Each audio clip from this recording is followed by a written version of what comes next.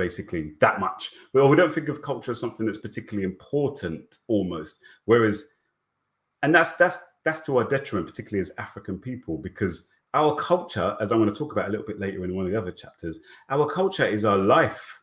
Our culture is our lifeblood, our life seed, our life energy, our life force is in the culture. And protection of the culture, updating of the culture, maintenance of the culture, and most importantly, transmission of the culture is essential to the continuation of a people. And when I read this book, when I read Kindezi, when I go through some of these things, you really start to understand and see that that's the main purpose of Kindezi as an art, is about passing on, is about making sure that the culture of a people is passed on, is delivered to the children, and the children learn it, they are raised up in it, and then they're able to pass it on as well. And it goes back to the whole conception of society in traditional African cultures, whereby, you know, you've got those who are alive now, those who are alive in the past, the ancestors still alive, but in a different realm. And we're one continuous whole in harmony with in the cosmos, in harmony with nature. And so, that's you know, I think coming at this book from a Western kind of mindset, initially it's a bit jarring. The whole book is a bit jarring because we're so used to thinking of some of these things that we're going to read about as being insignificant, trivial, not important, and so forth. But actually, we've been successfully brainwashed to downplay the importance of the things that are important and to focus and maximize those things which are not important, like never-ending economic growth and, you know, individual accumulation of wealth and all these kinds of things. So they continue, because of these philosophical views about Kindezi among African people and the Congo in particular, babysitting is considered to be a therapeutic method highly recommended in helping old people, while using them as babysitters, deal with their diverse social, psychological, and/or gerontologically related problems, i.e. problems to do with being old. For young babysitters, the Kindezi is seen as a social pre-adaptation preparation toward fatherhood, motherhood responsibilities.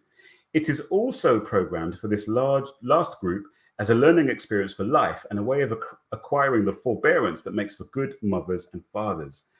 Very often, young couples without children are required in the Congo society to babysit for community members, i.e. the extended family, as a preparation for the coming of their own children.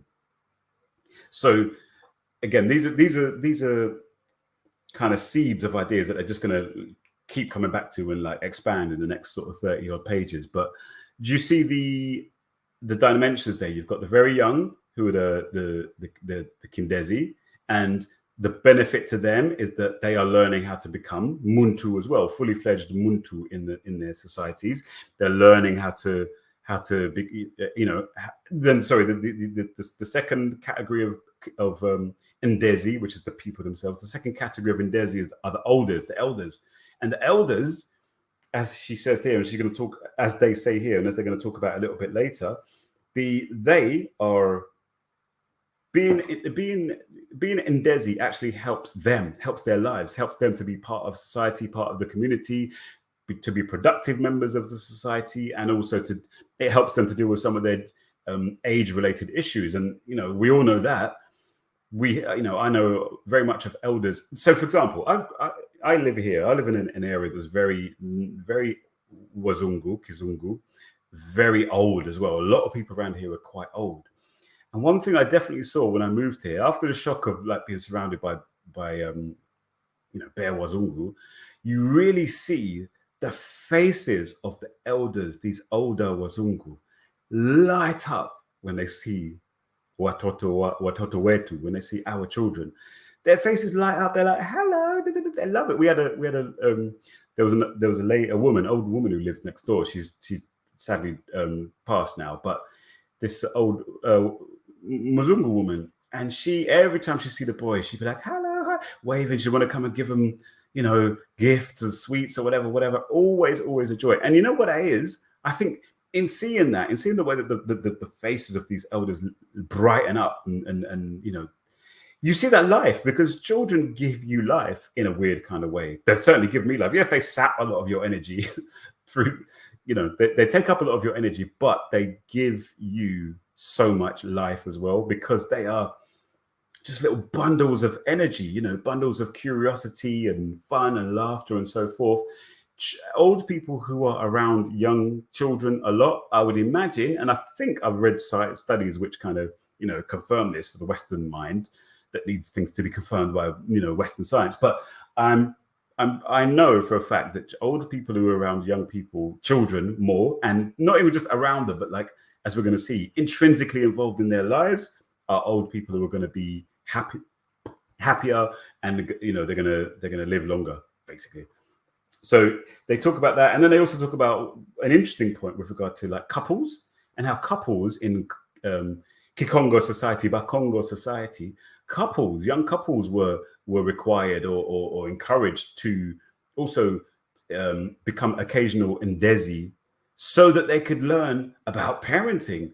And oh my goodness me, I would have very much. That's a great idea, because even sometimes you have, as adults, obviously, we've all at some point looked after children for a short period of time or a long period of time. Yeah, we've all done it. But have we as a couple looked after children? Say you meet up with your, you know, your queen or your king, whichever, whatever, and you're like, cool, yeah, we're moving down the road. Yeah, we're gonna start to, you know, think about moving in together and da. And one thing I know is that when I did all that, and then when the children came, it was like, whoa, everything's different. And actually, we should have, you know, if we had a kind of culture where that was something that you did, couples would look after, you know, nieces and nephews or whatever it is, then you would have been able to develop the skills and the forbearance that's required for parenting. So all through this book, you see practical benefits from the kind of system that they're talking about here.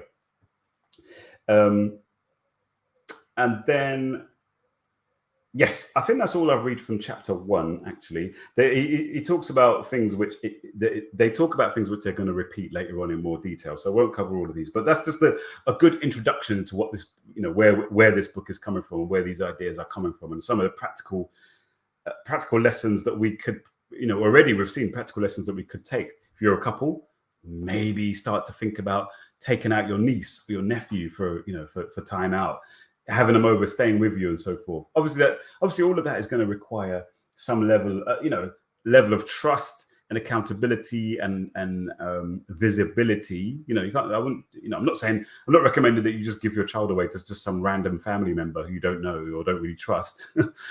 And again, that speaks to a wider problem in our communities, isn't it? That there's so much distrust and a lack of trust between us. But where there is that trust and where there is that strength of relationship, do it. Absolutely do it.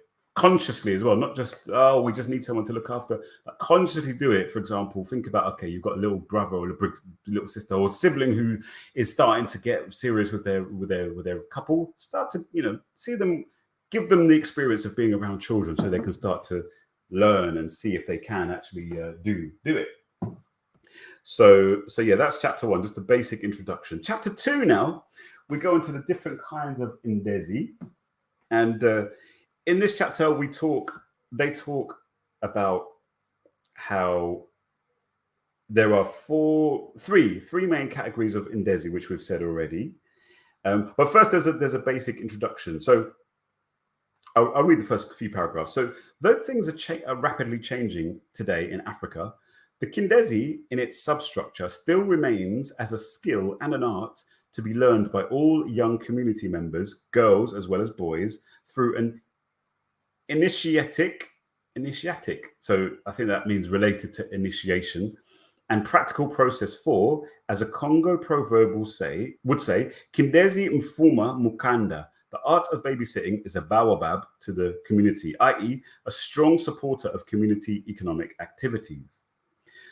Babysitting, Sala Kindezi, is not instinctively acquired, as some would assume or pretend. This is really important. They're saying that doing babysitting is not something that you just fall into and just do. They said dingo diena actually it is a process by which one discovers the mystery of human growth and reaches the total understanding of the psychology of the child. By babysitting, one learns the wonderful skill of being responsible for another life and how to become a new living pattern. A living pattern is a model through which cultural values are transmitted from generation to generation. Through Kindezi, Africans acquire this skill, a skill that has made the African not only one of the most religious human beings on earth, but also one of the most humanistic.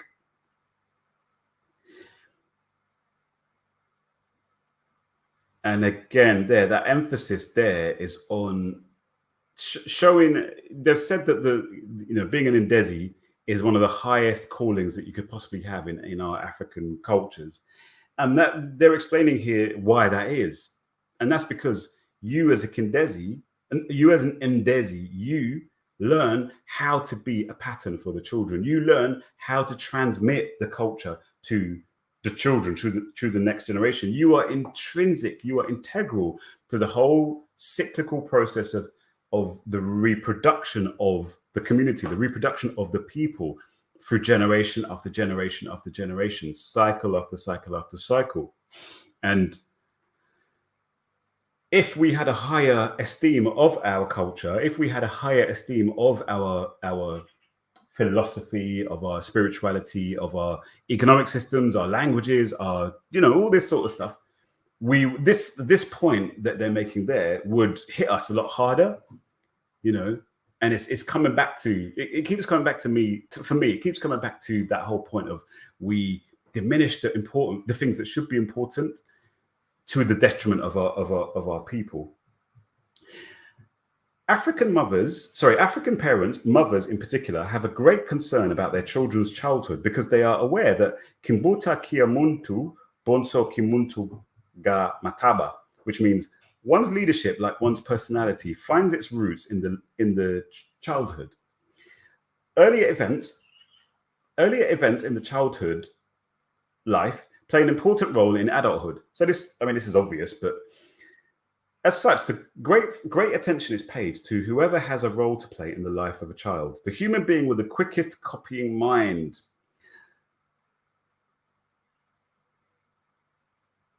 This basic understanding that childhood is the foundation which determines the quality of a society is the main reason that prompted African communities to make Kindezi an art, or kinkete, to be learned by all their members. Thus, Kindezi is required in societies that want to prepare their members to become not only good fathers and mothers, but above all, people who care about life and who understand both humanly and spiritually the highly unshakable value of the human being that we all are.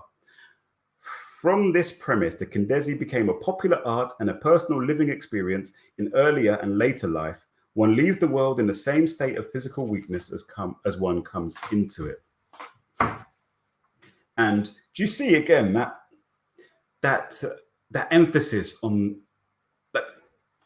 For me as a parent, I think, not even just as a parent, as someone who's in a relationship as well, I often think that a lot of the problems that we have in our relationships, intimate relationships, men and women relationships, in our parenting relationships, in our sibling relationships, family relationships, a lot of the problems, I think, comes down to the fact that we don't consciously think about what it's all about.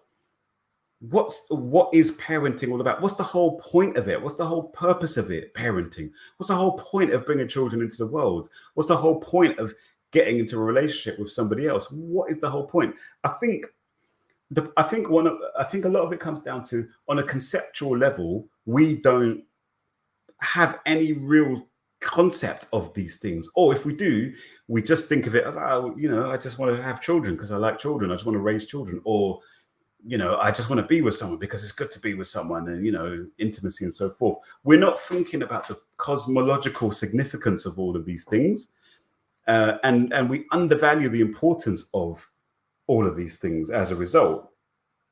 So as I say, it's not just about learning how to become good fathers and mothers and so forth, but It's about learning how to become people who care about life and understand the highly unshakable value of being a human being, you know, and